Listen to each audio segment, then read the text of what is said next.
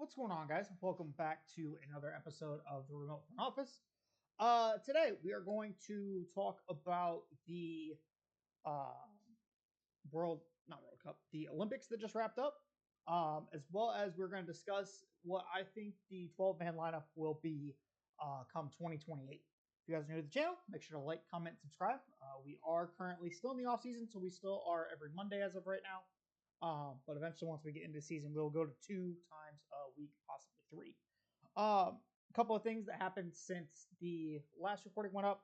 We didn't touch on the last one, but Lowry Marketing got his extension a couple of days after that video came out. So since he got it on the 7th of August, he is no longer eligible to be traded for this year because initially his window was it started on the 6th, and if he signed on that day, he could be traded at the trade deadline because that was the exact day of the trade deadline. But since he signed it on the 7th, he is not eligible for that. So he got a boost to his salary for this year, as well as got an extension. So obviously that will put the Utah Jazz in kind of a weird spot. Personally, I don't think they're any higher than one of the bottom three teams out west, just given the competitiveness. But at the same time, I think it still gives them a chance. We've seen plenty of teams climb up from the 8th through 11th pick these last couple of years and climb back into a top three or a top five spot as far as draft picks go. And I kind of think that's about where they're at, right? They'll probably be 8th or so, between 8th and 10th in the odds. And we've seen the team from that region jump up almost every year since the new odds got flattened out. So I am curious to see what happens there. But as far as the Olympics go, so USA wins gold over France. Serbia is the bronze medal team. All in all, I think obviously LeBron had a really good just overall Olympics, right? Played a lot of point guard, a lot of facilitator, really kind of allowed for the pacing of the offense. And then you had Steph these last two games where had a 35-point game against Serbia, which is insane when most of these games are ending in like the 70 to 90-point range. For him to have like a third of the team's points is insane.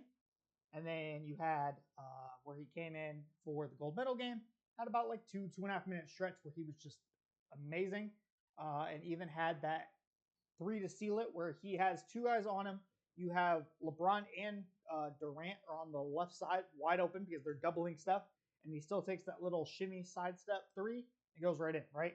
And then he obviously does the gesture towards the crowd, and the USA goes on to win gold. Now, as far as looking at this with an idea towards 2028, right?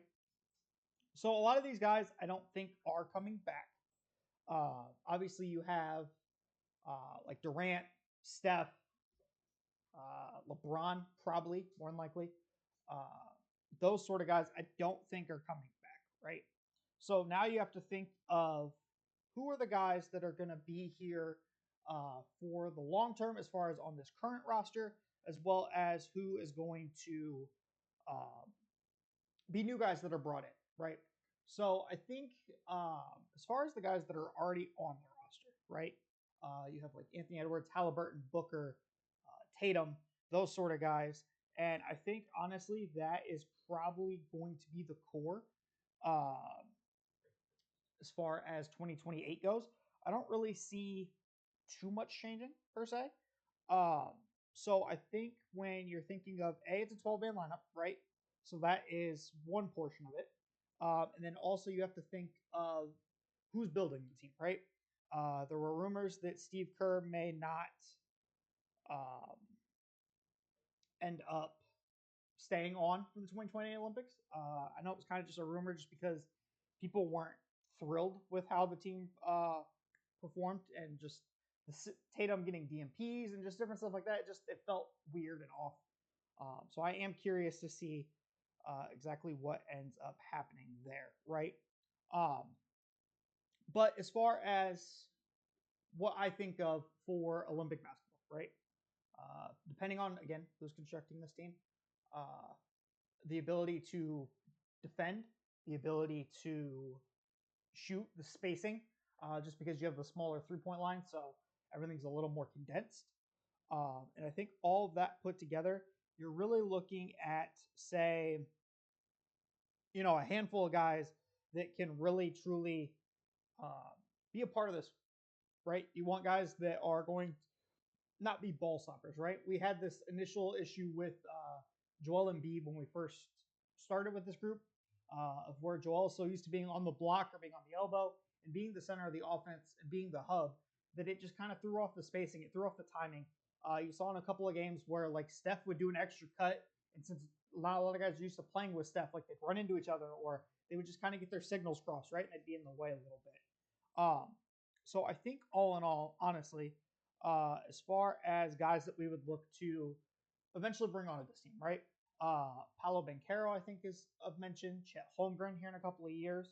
Uh, the one thing that does concern me is without Embiid, because it seems like Embiid might go play for Cameroon come the next Olympics if he is still playing. But there's not really a lot of big body centers, right, that are American born, right? You do have like Jokic, you have different guys from overseas that just are not necessarily like the most skilled, but they are bigger, bruisier type centers. And we saw this with the issues last year that we had when we were running Jaren Jackson Jr. at center. We struggled to rebound the ball a lot, right? We had Anthony Davis this year. We had Joel Embiid this year. And that does help a lot as far as trying to be able to just have a bigger body out there, right? And we felt like a lot of that was for Jokic, right? Or for Gobert. I don't know if Gobert's back next Olympics, but I do think that you're going to have teams like France. So they're going to have Wemby. They're probably going to have Alex Sarr, who was in this year's draft. Serbia will probably have Jokic. Um, like there's just a lot of guys that I think come 2028 we should be concerned with, right? So as far as the guys that played this year, I think there's only about 5 or so that are actually staying on the roster, right? You have Bam, Booker, Anthony Edwards, Halliburton, Tatum, I think is the 5, right? So you have 7 other spots to fill. The one thing I'm looking for is a Derek White or a Drew Holiday type player. We're looking for size. We're looking for spacing. We're looking for guys that can defend up, defend down, be able to be connectors. Don't necessarily need the ball all the time.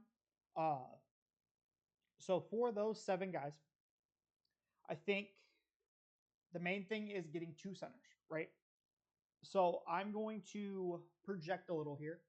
I'm going to trust Chet Holmgren, and I'm going to say Derek Lively. Derek Lively, the reason I say that is he's taller, lankier, and I think he can fill kind of like a JaVale McGee type role. Also, won't probably expect to play a whole lot of minutes. Come depending on where he's at in his career. Again, we're projecting 4 years out; we don't know for sure. But I think having Derek Lively, trust him to get beefed up a little bit more, put on some extra weight, put on some muscle mass, and really just kind of be able to be that bruiser a little bit, maybe that we need in stretches. Uh, so that takes care of the centers. Another guy I'm going to put on here, we don't know where he's going to be. He's not even in the league yet. Is Cooper Flag. Just judging by what he did for the USA Select Team this year, the hype that we currently have, I think it's fairly safe to say that even he may be a little bit too new in the spotlight at that point in time. But I do think having him on the roster, even if it's in a limited role for him just to really learn from guys, right?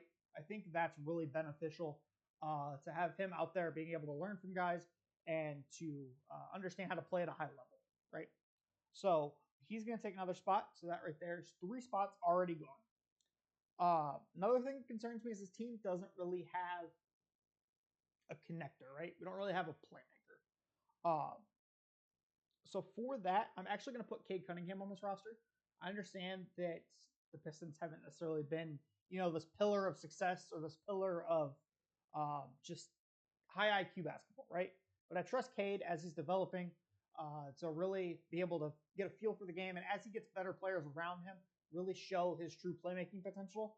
And so I think him being taller, play multiple positions, I think him on this team, sort of like the backup guard, possibly, or even the starting guard, really ends up fitting this out well, right? So that is now, what is it now? 4 guys. So we have 3 spots left. So the 3 spots, I'm really going to focus on wings and guys that can defend, right? So Paolo Banchero is one of those spots. So Paolo is going to probably start for this team, honestly. I think Paolo in 4 years is going to be extraordinarily good, right? I trust that Paolo can facilitate, be a connector. The shooting should improve by that point in time, hopefully. I think that we will be looking at, a guy that will have a little bit more maturity to him. He'll be in the big moments. Hopefully, he's in the playoffs these next couple of years and can get some actual good playoff minutes and have some spacing around him to really learn and develop. I think that, having just these guys around him that are starting to, especially like the KCP edition, right? He's going to have guys that are playoff guys that have played in big moments that understand just connecting and spacing and stuff like that, right? So I think that is a really good addition to have to this roster. And then we are going to, okay, so we've got, I feel like the guards are taken care of. I feel like the centers are taken care of. Let's think about this here, right? Okay. So I know, kind of a little bit on the fly, but I have like a group of guys I'm thinking of.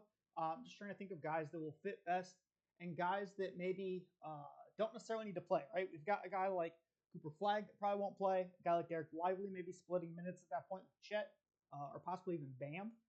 I think the next guy here I want is Scotty Barnes. Again, we're looking for connectors. Obviously, him and probably Derek Lively, I don't think play together as much unless the jump shot really does take that full stride from Scotty Barnes, right? We know he can be a connector. We know he can be a facilitator, a defender. It's really just a question or not, does the jump shot come through, right? So what are we at now? 1, 2, 3, 4, 5, 6, 7, 8, 9, 10, 11. Okay. We got one roster spot left. A couple of guys I'm thinking of, right? Jalen Suggs. I like Jalen Suggs in the role of he's going to pick everybody up 94 feet. Trust the shooting gets a little better. The decision making gets a little better. One concern with that is he's about 6'5", and I think the guard spots are pretty much spoken for, right? Another guy, Herb Jones. Again, you're trusting that the shooting is real from this last year. You're trusting that he can still hit at, say, he's shooting 3 or 4 threes a game, right? Can he hit at a 40% rate? Can he hit at a high 30s rate? That's really the main two guys for this last spot. And personally, I'm going to go Jalen Suggs, right? I feel like Jalen Suggs is a little bit better with being able to have the ball in his hands. And just from the little bit of Steve Kerr, I know he looks for guys that can connect, that have the basketball IQ, that are able to do the small things, handle the ball, facilitate, make the right read, and also just play really high-level defense. And I trust Jalen Suggs to do that. So I think that is going to be the last spot here. Let me just make sure I got the right amount. Okay, so that is 12. So let's go ahead and go through the lineup. So for the starting lineup, right? Okay, we're going to get into the weeds with this, folks, because we're actually going to do the starting lineup. So I think it is, as of right now, right? Again, we're projecting players, but I'm also using a little bit of today's information, right? So with that, I would say